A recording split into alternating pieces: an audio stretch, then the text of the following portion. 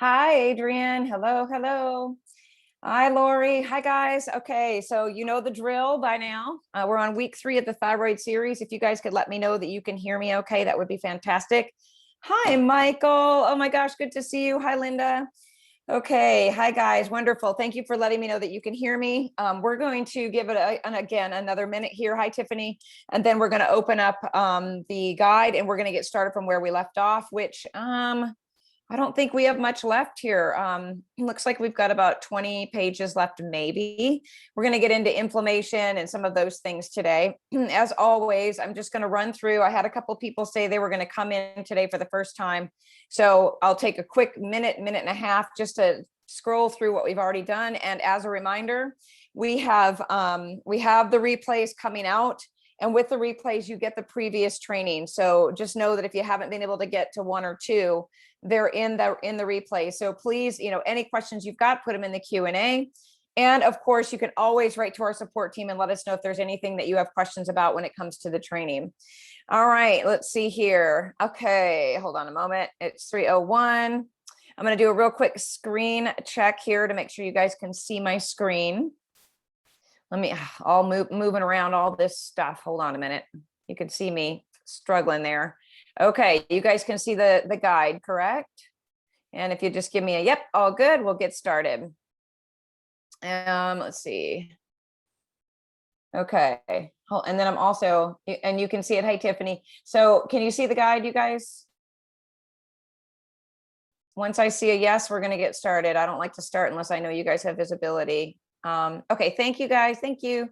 Okay, so beginning of the guide, just as an FYI, you guys, hold on a minute. Why did it put me at that page? Let's just go back to page 2 real quick. So this has been updated. So, but as always, this is a resource-based guide. So if you run into any links or anything that's broken, let us know and we'll fix it for you. But we've updated it, so all the links should be functioning and working. So I'm just going to scroll through real quick and remind you what we've covered, and then we'll roll. So, we talked about the location of where the thyroid is, which is extremely important, especially if you're someone who has had a complete thyroidectomy.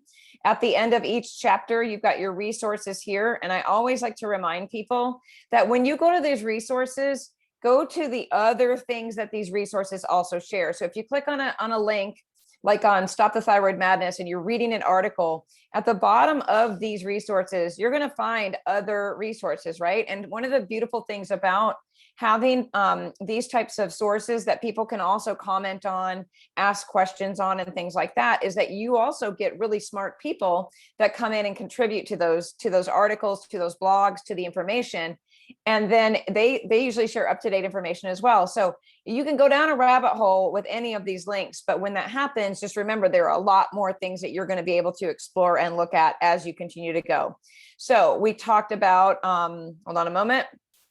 And I'm sorry if this makes anybody dizzy. Some people don't like it to see things go quickly here, but we got to get started. Autoimmunity and the types of thyroid disease, Hashimoto's and Graves, all about autoimmune conditions and what they are.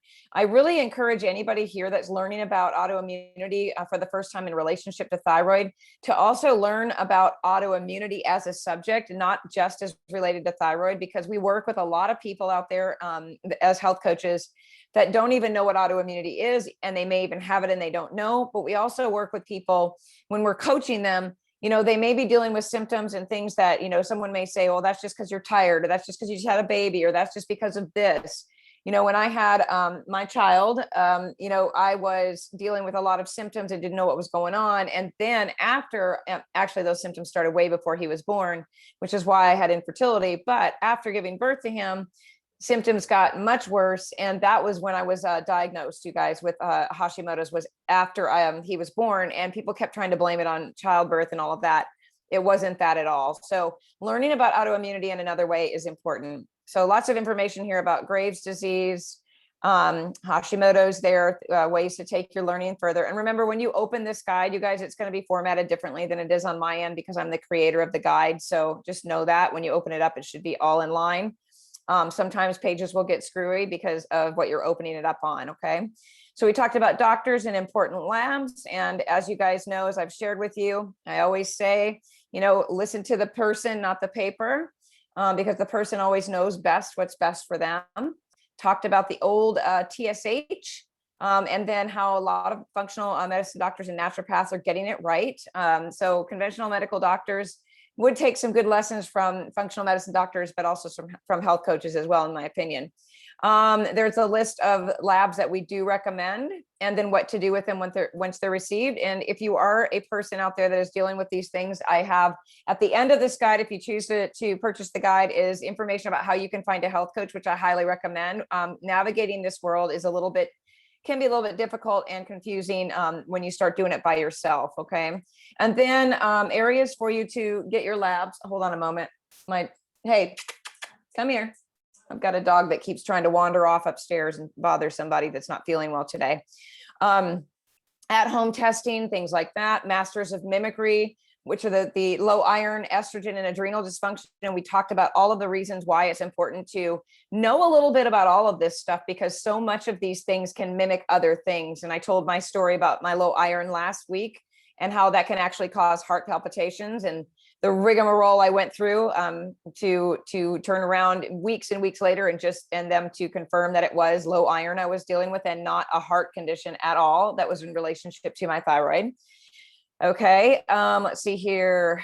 Sex hormones. We talked about sex hormones and how important it is to have good cholesterol, and talked a little bit about, back in the day when they were trying to convince everyone to eat low cholesterol, low fat, and really what happened to all the women's hormones back then when they stopped eating fat and their hormones started to take a nosedive, how many problems that set us up for. We talked about soy, lots of controversial information about soy out there. So let me just put the exclamation point on this and push it home, that not all soy is bad for you if it has been fermented, like tamari and things like that, things that have been fermented. Those are going to be okay for you. Those are not going to have the same negative effects. We also went into the adrenal glands and how important it is to have healthy adrenal glands before you treat the thyroid, because the adrenal glands, the thyroid can't necessarily handle the extra energy that comes through. If we don't treat the adrenals first, those two work together very, very closely. I'm a fan of Dr. Wilson. And as I've said before, I'm also a fan of old school thinkers like Rhoda Barnes and Dr. Wilson. We talked about iodine and how important that is. And I do encourage you, if you haven't watched the first two videos, you guys watch them. I try to keep things really basic and explain them to you in a way that you can understand and doesn't complicate things, and helps you to kind of take bite-sized pieces of all of this information. And then we talked about preparing for the doctor. So we've covered that as well. And that you would be probably referred to an endocrinologist. If you have been to a general practitioner, your gold standard TSH comes back abnormal. Most of the time, they're going to send you to an endocrinologist. Okay.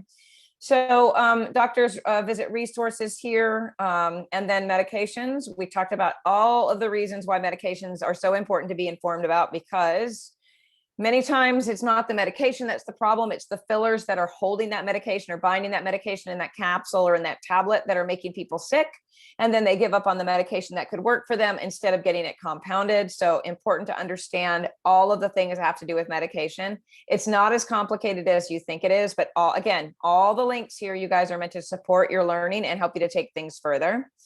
And this is where I believe this is where we ended, if I'm not mistaken, page 48. So let's go ahead and get started right here. As a reminder, please put your questions in the Q&A, any concerns or questions you have.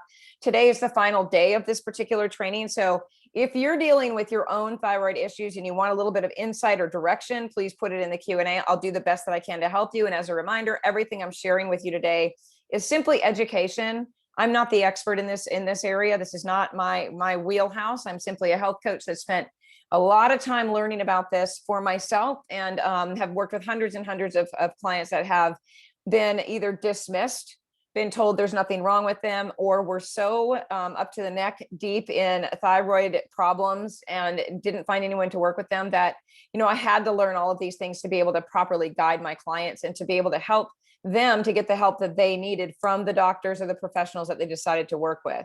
So one of the reasons why I put what to do while waiting for an appointment, lab results, or a referral, I put this in here because I learned very early on that when people have brain fog, joint pain, weight gain, and they're feeling hopeless, and most of the time that's where people are when they find a health coach to work with, they've gone down many roads of trying to get well. is that they have the what's the use mentality, or oh, I've done that already mentality, or I guess I'll just wait and see what someone else says I have to do. So I urge people, do not put off coaching. Do not put off asking for help until lab results come in or until the specialist gets to you. So especially today, and I want to share this too. You know, I sprinkle in here and there current events into what I'm teaching because I'd be remiss not to. What we're dealing with today is an absolute health crisis. And so I encourage all health coaches and health professionals to get as up to speed as you can on what's going on in the world today, because it affects your business and it affects the people that are looking for us to help them. So there are people, I watched a video yesterday from a woman who is pregnant, having heart problems, and she has a small child. And when she waited 4 months for a cardiologist appointment, 3 or 4 months, I can't remember the time frame on it, way too long for someone who's pregnant or anyone to wait for a cardiology appointment. She got there and they refused to see her because I think it was because she was not vaccinated. So why I say many times, you know, people put these things off and they wait to see what the specialist has to say. We're in a situation where we really should not be waiting for anyone else to tell us what to do next. We should be taking our health into our own hands, practicing independence instead of dependence, and really feeling, you know, the pull to take back your health and medical freedom. At least that's what I hope that you're here for. That's what this Wednesday series is all about, educating you and teaching you that you are the first person that's in charge of your health, and waiting to take action for good health is a big mistake. Okay. So your lab results will not change the course of action required to start taking care of your thyroid. I'm going to read that one more time. Your lab results will not change the course of action that will be required to start taking care of your thyroid. So an endocrinologist can tell you all day long, oh, you know, I've got some medicine for you, or I've got, you know, we're going to do a thyroid ultrasound, or I need to see what your labs say before we do anything. Well, that's because they don't understand how much you actually can do for yourself when it comes to the thyroid. So much can be done with food. So much can be done with stress. So much can be done from home, which you already know, and we've talked about that, how to order your own labs, and to hire a health coach or someone to work with you. So regardless of the outcomes of labs, the goals will be the same if you want to progress in your health. Eat whole food, as we've talked about before. There's a master of mimicry with many things, void of gluten and soy. Start sleeping and living a circadian lifestyle. Reduce, and I even take this out now. I call it stress perception. We need to update that. See your stress different every single day. You guys see things less as an emergency and more. If there's an urgency, fine, I understand that, but we're running around living life as an emergency, and that's got to stop. Move in an appropriate way, which I call safe movement, because some people with thyroid disease can't exercise like others, and some can't exercise at all yet. And have more fun in your life. So these are changes you can start today while you're waiting for that appointment, or for your results, or whatever it is you're using in your mind to use an excuse to not get started. So make sure that the doctor or nurse knows you want a copy of any labs that you get emailed to you or given to you for your records. Many clinics now have portals where patients can access their medical records at any time once posted. I want to throw this in here as well. Also, I stayed with the same clinic for almost 10 years, and every single time, even after they got a portal, I had to call them and ask for my labs to be loaded to the portal until the day I left that clinic. I don't understand what was so difficult. And literally for the last year, that's what I said to them. Why is this so hard? My labs were ready a week ago. Why is this so difficult? What's the point of a portal if you're not going to put them in there for the patient to be educated? So from that moment on, it was a little bit better. But you guys, we have to stay on top of these things. Doctors and nurse practitioners and people like that, they have hundreds and thousands of clients that they work with. So it's up to you to get the things that you need to continue to move forward. So we're going to talk about inflammation in the thyroid. So inflammation is a huge trigger for thyroid autoimmunity. And one reason people who take thyroid medication still aren't feeling well. They may have normal blood levels of hormones, as we've talked about, right? But other things are getting in the way of the thyroid hormone getting into the cell. Remember, we talked about iodine and bromide and those two competing for the thyroid receptors. Remember that? It's like a key and a lock situation. If the bromide clogs the thyroid receptor cell, you know, the entry point into that, then the thyroid hormone can't get in. So there's lots and lots of reasons why people may not feel well, but their blood levels are saying that they're normal. And again, can't tell you how many times I was told everything's fine, you're fine, it's all in your head. Wrong, wrong, wrong. Okay. The following information by Chris Kresser and other resources will shed light on the effect of inflammation on the feedback loop and hormone levels. So Now, as a reminder, this is not my wheelhouse, so I'm going to just explain this the best that I understand it, but it's up to you to take your learning further. So how it all works, the hypothalamus is a pea-sized gland in the brain, monitoring the levels of your thyroid hormone in the body and producing thyrotropin-releasing hormone, otherwise known as TRH. TRH acts on the anterior pituitary, which is directly below the hypothalamus. Remember, we talked about the pituitary gland talking to the thyroid as a messenger, right? But it's outside the blood-brain barrier, and that produces thyrotropin, aka thyroid stimulating hormone, TSH. TSH then acts on the thyroid gland, which produces thyroxine, T4. Remember that? Levothyroxine is the medication of T4, okay? And triiodithyronine, T3, which remember when we talked about it at the very beginning of this training, T4 turns into T3, which goes into the cells and gives you the metabolic energy you need to grow your hair, lose your weight, be happy, and all of the good stuff.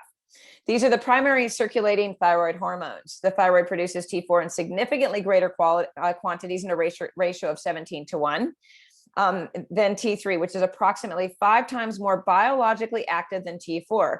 So we call it the T4 the storage hormone because it has to turn into T3 to be significantly useful. And T4 is converted into the more active T3 by the deadenase, I struggle with this word, deadenase system, D1, D2, and T3 in multiple tissues and organs. Now, this is all a bunch of medical talk. So again, take it further if you want to, but you don't have to know all of this, okay? This is just for general information. But it's important to know that especially in the liver, the gut, skeletal muscles, brain, and thyroid gland itself, this is where all of these hormones need to get to be metabolically healthy. So D3 converts the T3 into the inactive form of thyroid hormone in the liver. Transport proteins produced by the liver, thyroid binding globulin, TBG, which is something that needs to be tested, you guys, transthyretin and albumin, my word, I'm out of practice on medical terminology, carry the T4 and T3 to the tissues where they are then cleaved from those protein carriers to become free T4 and free T3 and bind to the hormone receptors, THRs, and exert their metabolic effect. So this is a long explanation for the short version of what I've already shared with you, is that total T4 and total T3 don't tell you a whole lot about anything about what's in the bloodstream to get into the cells. So it's so important to have your free T3 and your free T4 and all of those labs that we've already covered tested to make sure they're free and bioavailable to get into the thyroid receptors, okay? So there's a little picture. You can kind of take a peek at what the endocrine system looks like in its real simplicity here. And get a general idea of what we're talking about when it comes to the thyroid, the thymus gland, and all of those things, okay? So resources to take all of that further are here, here, and here. Okay, all right, so the immune system attack increases the inflammation, and let's break it down and see what that does to the body. So one thing I wanna just say is I wanna go back and refer to cholesterol for just a moment. Because, as a reminder, as we age, we need higher cholesterol because as we age, our body creates a little bit more inflammation, right? We have more inflammation in our body as we age.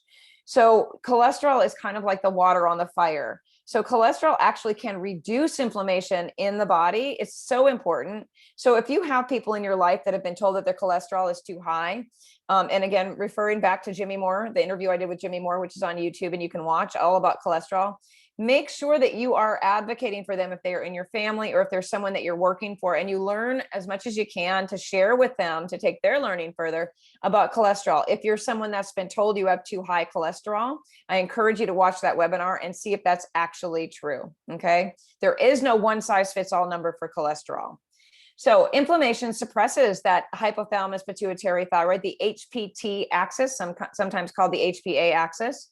One study actually showed that a single injection of the inflammatory cytokine, TNF alpha, reduced blood levels of TSH, T3, free T4, and free T3 and TRH for 5 days, okay?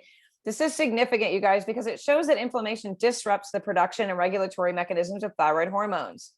Thyroid medication will increase the levels of T4 and possibly T3, but it doesn't address the other effects of the HPT axis suppression, okay? So important. So we could be taking medication all day long, but if we've got anything else going on, we've got to address those things. So inflammation decreases both the number and the sensitivity of thyroid hormone receptors. So remember, thyroid hormone receptors aren't just in the thyroid. They're in your eyelashes, your hair follicles, your skin.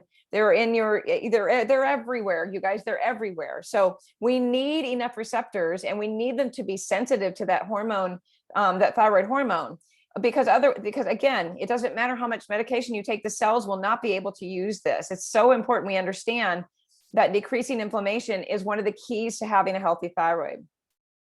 I know I'm talking fast. Someone said, whoa, you really talk fast. I do. I can't break the habit. So, hopefully you guys understand that, and you can watch the replay, pause it where you need to. So inflammation decreases the conversion of T4 to T3. We've already talked about that. So we're going to just kind of keep going here. And we've already talked about the medications, but I want to touch real briefly on pituitary abnormalities like a tumor that can affect the thyroid and are usually non-cancerous. It's called an adenoma. An MRI or a CT scan can rule this out. I've seen a couple of coaches on here. You guys have heard this story before. I was working with a client that was told she had thyroid problems, and that she needed to move more and eat less. And this is a person that was so clean and eating so perfectly. I mean, humanely raised meats, organic foods. She was CrossFitting 5-6 days a week. This is not a lazy person. She took her health in her own hands, and she kept saying something's not wrong. She gained 75 pounds in a very short period of time. I can't remember. I'd have to look at her file to even remember. It's been so long, but I think it was something like 3 months, something crazy like that. I watched her grow and grow and grow. She was getting heavier and heavier. And she went to a couple of endocrinologists. Nobody could figure it out. So I started digging in and really just going into some medical journals and finding out what the heck could be going on with this poor girl. And then something popped up, and I always say God-given information, right? Divine intervention. I learned about pituitary adenomas. I sent her the information because it's up to our clients to figure out what works for them and what doesn't. She ran back to the endocrinologist. She got an MRI, and sure enough, she had a pituitary adenoma. And started doing treatment through the endocrinologist, and very quickly lost that weight. But she had to stop exercising. She had to take a big break and address the pituitary adenoma, and lost that weight very quickly and got back to normal. So you guys, inflammation can cause serious problems. So we have to look at everything. And that's why we practice functional health coaching.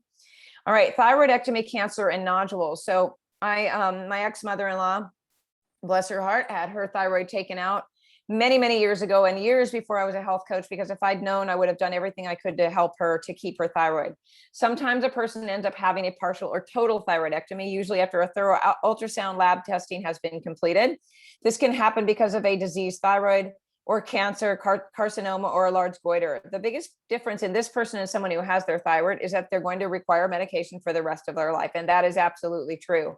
One of the things I always like to tell people, whenever someone has said to me, you're going to need this for the rest of your life, it's, I've always said, well, that's thanks a lot for telling me, what my life is going to roll out with. But I will say this is one of the exceptions. Without a thyroid, you have to have medication. Okay. But lifestyle and food changes should be the same. So whether you have a thyroid or you don't have a thyroid and you're dealing with thyroid problems, the food changes, the lifestyle changes, all of those things, same thing. Okay. Same thing. So nodules are common and most often do not mean a person has cancer, but should always be checked by a qualified practitioner. I think we talked briefly about this, that many people can show significant numbers of nodules on their thyroid, and there's a wait and see kind of approach to that. I had multiple nodules on my thyroid when I was first checked, and that was many, many years ago. And every year after, they didn't grow, nothing changed, they stayed static. But I will say this, I want to speak to the testimony of changing my food and lifestyle, because they were the same size when I found out that I had them, and I started, taking my health into my own hands in a very big way after I was finally diagnosed. They did not change in a period of, I think, 8 years. They stayed the same. And the only thing that was different, because I don't take thyroid medication now, but was the way I started to live my life. Okay. So don't think that it's not a powerful thing. And I keep putting the picture in here, you guys, because it's important. And, for people to understand that this gland is a really, really big player in a lot of things. It controls a lot of things. It's important that we all understand that. Optimal health with thyroid disease is possible. And, a lot of people out there have not had a thyroid for many years. They're living very active and healthy lives. So whether you have a diagnosis of thyroid disease or just symptoms, the steps to feeling better are the same. Eat whole foods, eliminate your gluten, soy, GMOs, and fix your gut issues, reduce stress. I got to change that. See your stress differently. and have more fun. Address any sleep issues, change your sleep environment, exercise within the appropriate boundaries of your body's ability. So I want to go back to this one real quick because we did talk about thyroidectomies earlier, but I want to say this one thing. I encourage you, if you have had a thyroidectomy and you were told that all of the tissue, I'm going to repeat this, all the tissue was taken out, and there's no reason why your medication shouldn't be working properly, I want to encourage you to ask your doctor to consider the idea. And I created there is a resource further back in the guide that you can take your learning further and print the information. Consider the idea that there might be some thyroid tissue left in there that is still putting out thyroid hormone. Okay. So if you haven't reached the balance or you haven't found your happy sweet spot with your medicine and you have no thyroid, it is possible that your thyroid is still functioning, albeit at a very low level. It's still going to affect how much medication you take and how that medication works in your body if you are still functioning in some form or fashion. Don't let anybody tell you differently. Okay. All right, let's go down here and food, leaky gut, and the thyroid. All right, to slow down the process of the attack on the thyroid, inflammatory foods must be removed and the gut integrity should be repaired. This means removing any potential triggers like gluten and soy and beginning to shift towards whole food eating. There is no way to even begin the repair process when the gut is leaky and the proteins from foods are passing through the intestinal wall and into the bloodstream. It's just not possible. It's going to be a lot slower. Okay. A large percentage of the conversion of the T4 to the T3 happens in the gut and the liver too. An unhealthy gut slows conversion of the thyroid hormones we need to feel good. Again, I want to click on one of these links and just remind you that these are leading out to resources. Hold on a moment. I'm going to pop up here. And Chris Kresser, I mean, bless him. He has been on the forefront of so much information and giving us so much great information to learn from over the years. He gives you these links here, you guys, that will show you what it looks like when it comes to the gut and the thyroid. Okay. So again, when I said, when you go out to these resources and they give you all of these links and information, okay, you can also, usually he's got comments and stuff like that. I don't know if he's turned them off recently, but usually at the bottom, okay, yep, they've got more resources down here. And then sometimes there's that conversation. Yep, here we go. 138 comments. So one of my favorite things to do is to learn from people who have been there. So many times people are posting, asking for advice like this right here. I mean, there's no way anybody's going to be able to come in here and answer all these questions. I mean, Chris Kresser runs an institute and he's busy, right? So asking a lot of questions, but occasionally you're going to have people that pop in and they've got a lot of great information. So don't ever discount how powerful the comments at the bottom of these can be. I learned so much information from people that had already walked in my shoes when I started studying this stuff.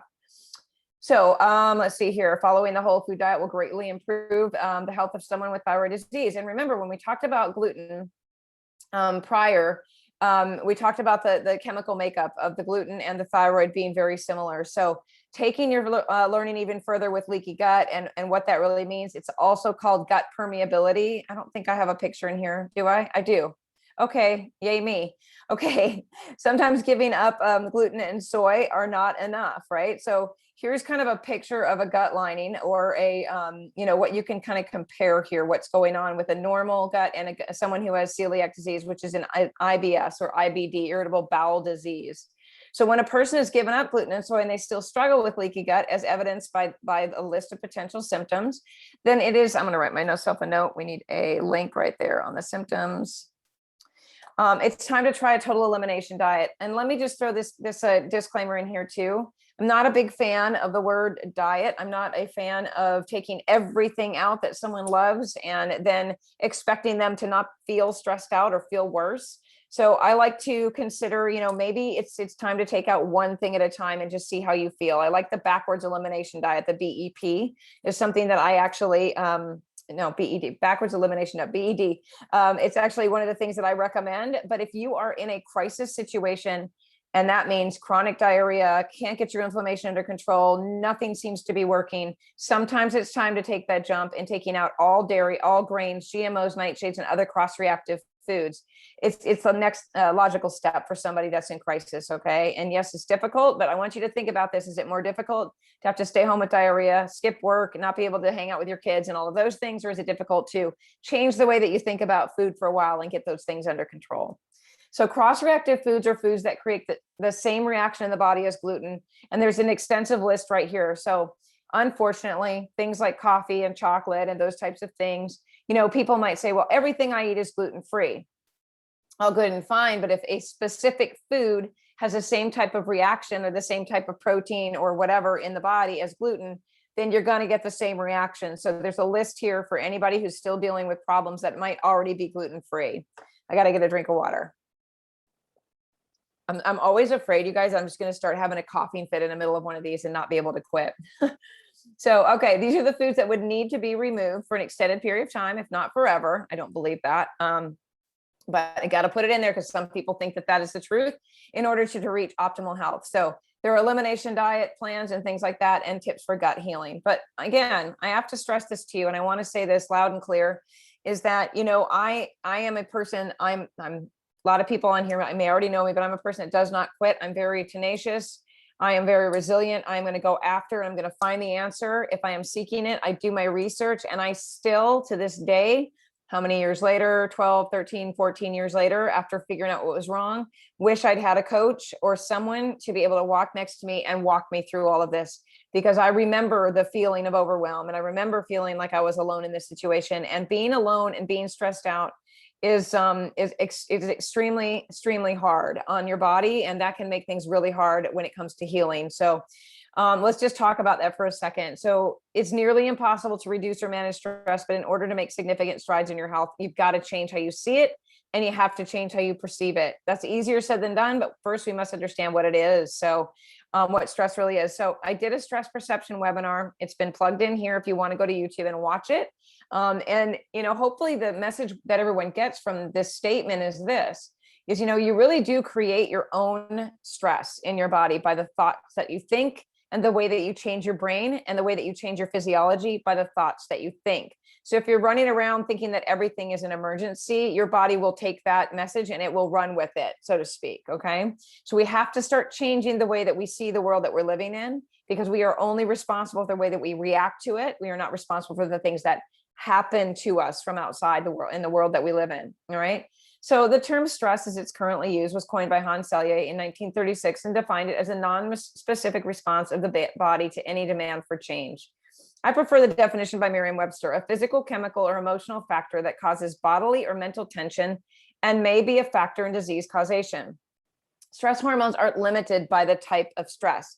So whether it's a near car accident, the birth of a baby, childhood trauma, a dentist trip right here, or a wedding being planned, which is a happy thing, like a birth of a baby is a happy thing. The body sees stress as the same chemicals are released. So obviously about a baby being born is a whole lot better than a car accident, you guys, but there still has to be some balance for the body to come down from excitement as well as from fear. So lots of stress resources right here. One of my favorite books, and I don't know if it's in there or not, but is The Upside of Stress by Kelly McGonigal.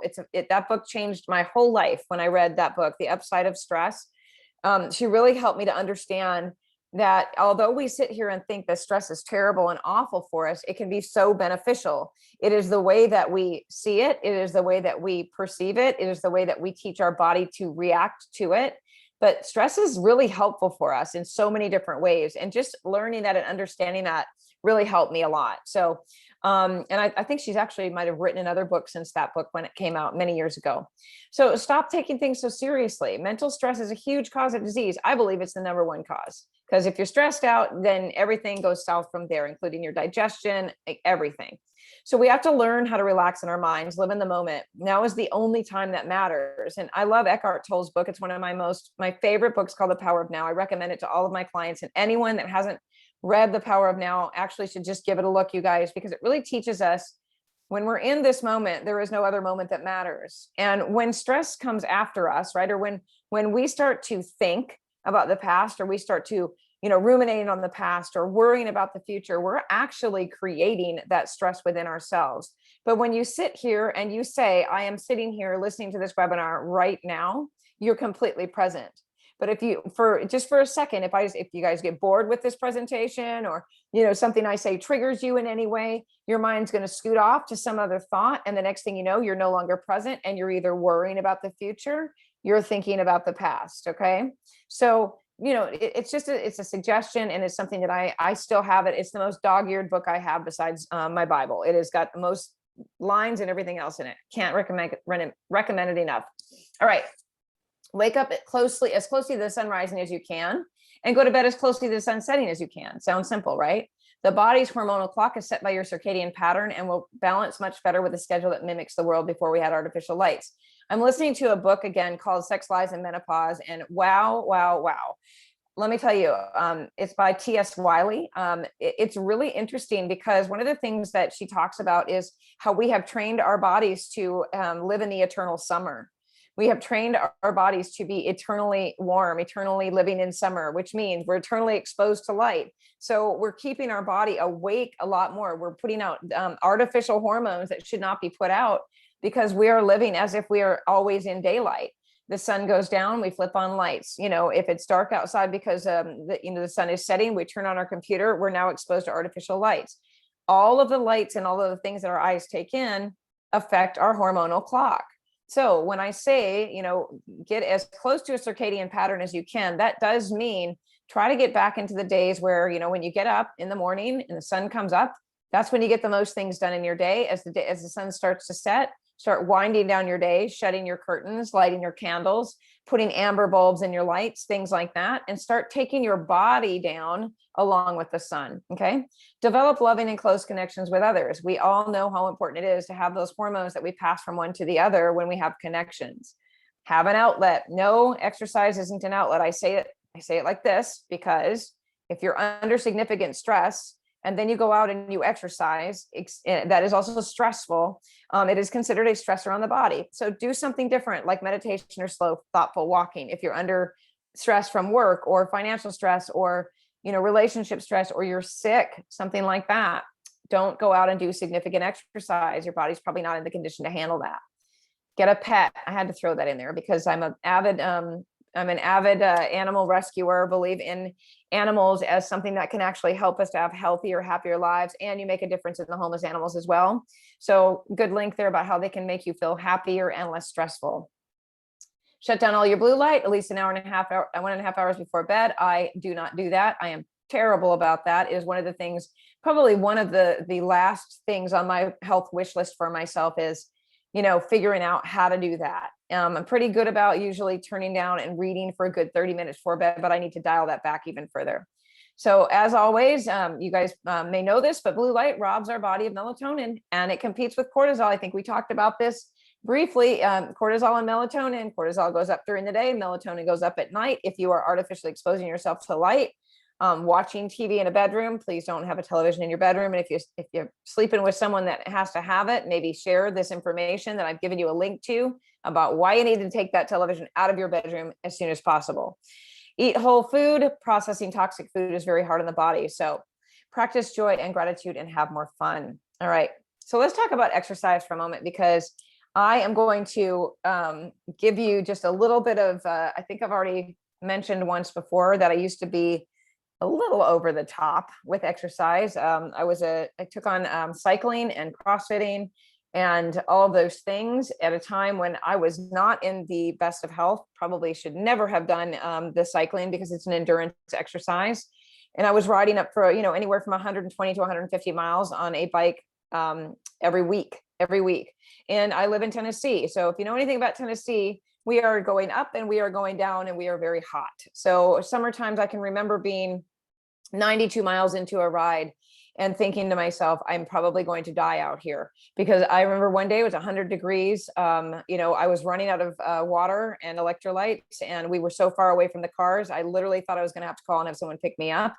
And about 2 weeks after that, I bonked out on a bike, meaning I started actually starting to feel like I was going to pass out. I was low on energy. My legs got very heavy. I want to tell you something that is probably one of the scariest things that has ever happened to me.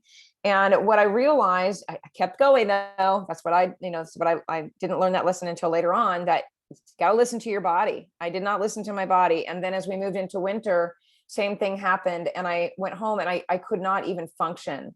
I ended up laying down, thought I had the flu. And what was going on was my iron was so low and my adrenals were so crapped out and my thyroid was struggling so much that I had put myself into not too much of a crisis, but it took me almost 2 weeks to get back on track. I had to go get labs done. So I'm sharing this story with you because I want to tell you this too, is that many times we think that more is better. I was trying to lose weight or trying to get more fit. I was trying to pick up something else that I could do. And it was so bad for my body. And I put on weight, first and foremost. I put on weight while I was riding my bike. Yes, I got cardiovascularly intact and strong, but it was one of the worst things I could have done for myself. So anybody that tells you more is better is absolutely not thinking about where you are in your health at this time. It is very important to be honest with yourself. Endurance exercise can exacerbate thyroid and autoimmune conditions.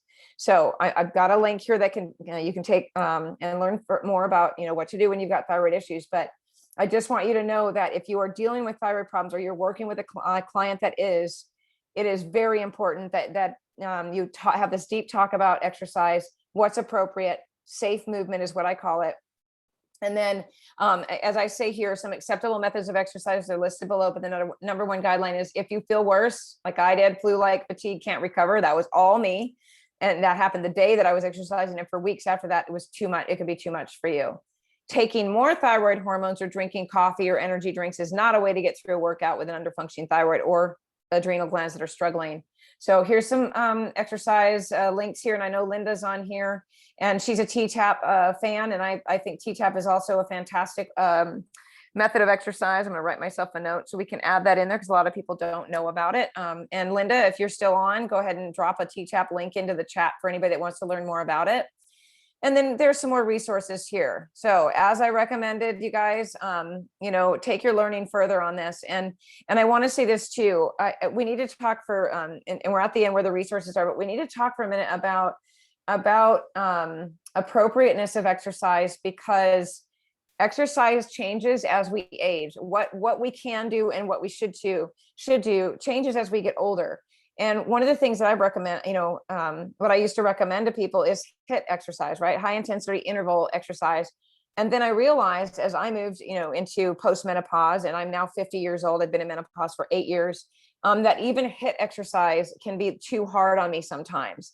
So the number one thing we need to remember is that longer is not always better. Some of my best workouts that I do now, and I went from one extreme to the other. I was doing CrossFit endurance exercises where I was doing 18 to probably 32, 34-minute workouts. And I was very, very intense about it.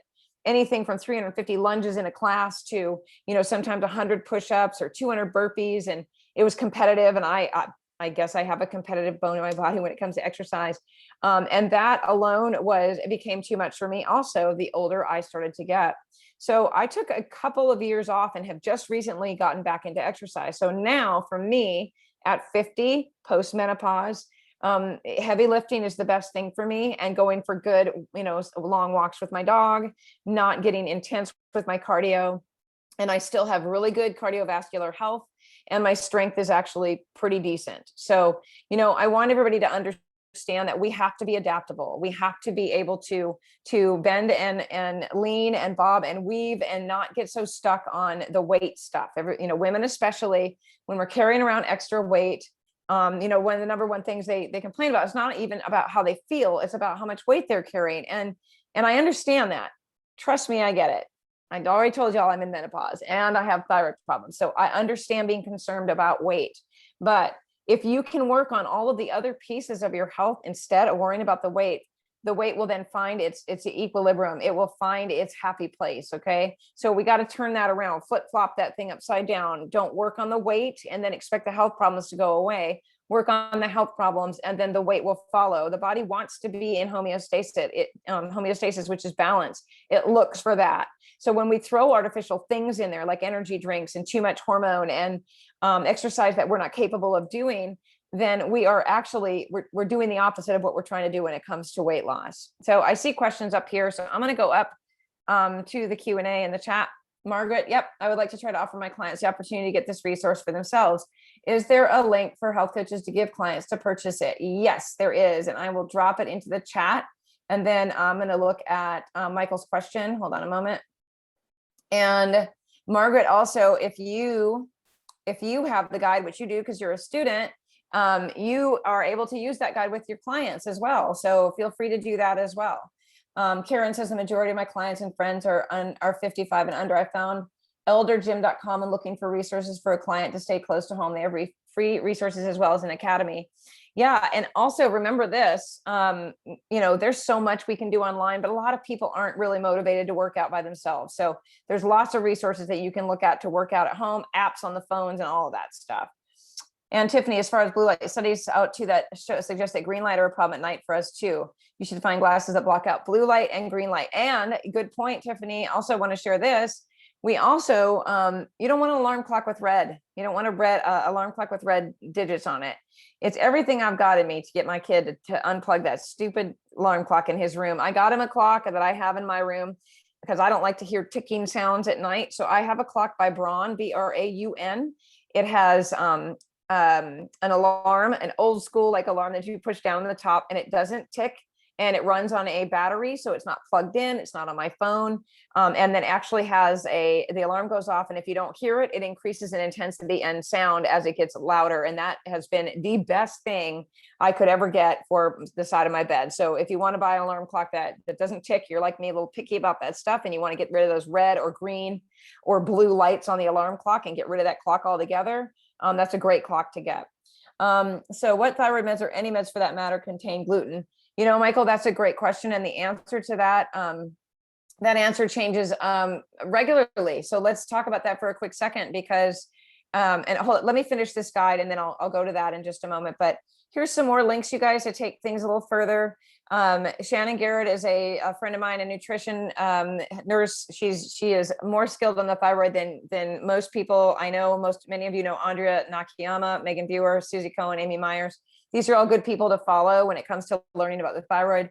And then of course, sprinkled through the guide are that as well. So, well, I guess we've got a little bit more. I thought I was at the very end where I have resources listed. Let's just keep going. And let me touch on that for you, Michael, real quick. The link that is under medications, it will take you out to learning about fillers. But here's what I had to do. This might be helpful for you. When I was learning about what was going on with my medication, I had to contact the lab directly. Forest Labs was I believe at the time, was the lab company that made Armor Thyroid. And Armor did not work for me. The fillers in it were they were bothering me. They hurt my joints. It did not work. I stayed on it for as long as I could stand it. And then I called the lab and found out there was gluten in their filler and that they had changed the what's it called? The ingredients, but the formula. They changed the formula. So I recommend that if anybody is looking for a gluten-free, benign, medication, that they get it compounded, or they can call, any of the labs, and those are easy to look up. I've provided links in here, and ask them, is there any gluten, any soy, or any fillers that would cause problems in your medication? And they'll send you a link, and you can even look that up as well. It's really easy to find. Okay, so let's talk about what else could be wrong. Let's assume that a person with thyroid disease is eating whole food, sleeping enough, reducing stress, seeing it differently, doing appropriate exercise, and having fun, and they still don't feel well. What else is there to look into? Well, there's more than you think. So we need to update this guide and add in the trauma. Trauma is one of the things that I have found with people with thyroid problems, addressing old traumas. But remember, the thyroid, we need to remember that this is just a victim of some other issue. As I mentioned at the very beginning, we have to stop blaming the thyroid for being the problem and see it as the messenger for something else. And that's the same thing with the adrenal glands. People like to say, oh, my adrenal glands are the reason that I'm feeling this way. No, your adrenal glands are telling you something else is going on. Okay. So don't blame your adrenals. Don't blame your thyroid. Listen to them and find out what else could be happening. And it could be any of these things. It could be viruses, heavy metals, parasites, fungal infections, mineral imbalance, pathogens and infections like Lyme's disease, emotional issues at the cellular level. I need to find a link for that, and unhealthy relationships. Okay. So I want to say this too, is that, the thyroid, the thyroid is our communication center. And many times, people think this is all woo woo, but it's not. Our thyroid can be struggling and can cause problems or show up with disease when we don't feel like we can communicate our needs, or that we have been traumatized, or we have trauma from childhood where we weren't able to communicate as a child and we have stuffed down those emotions. There is absolute science behind that. And many times people can just start working on trauma and their thyroid problems can go away. However, We have to start with the other things first. Okay. So conventional medicine has limited resources for lab testing for, hold on a minute, we've got a call coming in, for parasites, Lyme disease, fungus, and more. They always like to lean on blood. So here are some links below, you guys. It can take your information further to test for other things. Many times you have to have a doctor or a coach that can order labs for you. So if you click on any of these, you're not able to order them on your own. Again, the links for coaches are at the end of this guide as well. So recommended, here's the recommended reading and resources. Extra ways to take it further. I want to share this guy right here. I mentioned him earlier. Some of these are conventional. You've got the American Thyroid Association, but then I've got my favorites here, like Rhoda Barnes and Ray Peat. Why do I still have thyroid symptoms? Satish Karazian wrote a book about that, and a lengthy list of thyroid books. But I want to click on Ray Peat for a moment because he's kind of outside the, well, he's very outside the box. I mean, he's had the same website. I think I logged in here in 2007 or 2008. Yeah, 2006 or whatever. And he's got a lot of great information, same exact website. I'm not sure about the sombrero there, but this guy is very interesting, and he's done a lot of research that's a little bit outside the box of the way that people really think about this. So spend some time on some of these people that really, they don't care if they're famous, they don't care if they have followers. It's not important to them that they have a bunch of interviews and things like that, but they've done the work. So as always, do your homework for yourself, right? And learn what feels good to you and what resonates for you. So a little bit more difficult to read because it's all together here, but this is the guy that really helped me to understand a lot more about the thyroid when I first started down that road. And I also got the opportunity to work with him. I just kept kind of donating money to him because he was like, I don't have a link, help you with whatever I can. So I just kind of donated money to let it, because he was helpful to me. So just a couple of different glossary and terms at the end here. To start learning more, but you guys can learn about all of that stuff by clicking the links within the guide. Okay. And then if you need more help, we understand that even with a resource guide like this book, we understand that it's, a lot of information. And when you're experiencing symptoms, it can be overwhelming. So if you'd like to connect with a health coach, our health coach directory is right here. These are board certified health coaches. You can also join me in my public education support group on Mighty Networks. You guys, it's free. Come in there and communicate with other coaches, talk to other people just like you. Click on the YouTube videos and watch the entire 7 Essentials series, which talks about how all of that stuff can affect your body as a whole. And then of course, my education webinars, like the Wednesday webinar series is right here as well. Okay. That is an old picture. My hair turned brown when I went through menopause, which is absolutely crazy. I've never dyed my hair in my life. And isn't that crazy how our body changes? And then a little bit more information about me and who I am. So I'm going to stop the share on that. And then pull up this other screen and then kind of show you guys where you can find me. And hold on a moment. And then I'll look at the Q&A one last time in the chat, and then we will wrap up. And hold on a moment. I hate this little Zoom picture. So Mighty Networks is where I live now. I'm encouraging everybody, not just coaches, to get off of Facebook and Instagram as your main place. It's full of distractions, full of all the shiny objects and the magic pills that people like to promise you that are going to fix you. And Mighty Networks is a page where we're sharing information. It's easy to navigate. There's main pages. If you are part of my students, you guys have a page on here, right? And then if you want to be part of the Wellness Business Solution, we have a page there too. And it's a monthly membership. We're talking about all of these things. Come on over here and get off of your social media, because you guys, it is not good for us to be spending all of that time being inundated with all of that information and then looking up and seeing that an hour has passed and you've lost all of your time just from mindless scrolling and stuff that's not necessary. I'm urging everyone to start making that move from social media. Too much toxicity out there, filling our minds with all sorts of negative things. And fear is one of the biggest stressors that we are dealing with today with people. So let's move away from the things that are causing us to have fear. And then we also have the Action Takers group over here that I'm a part of.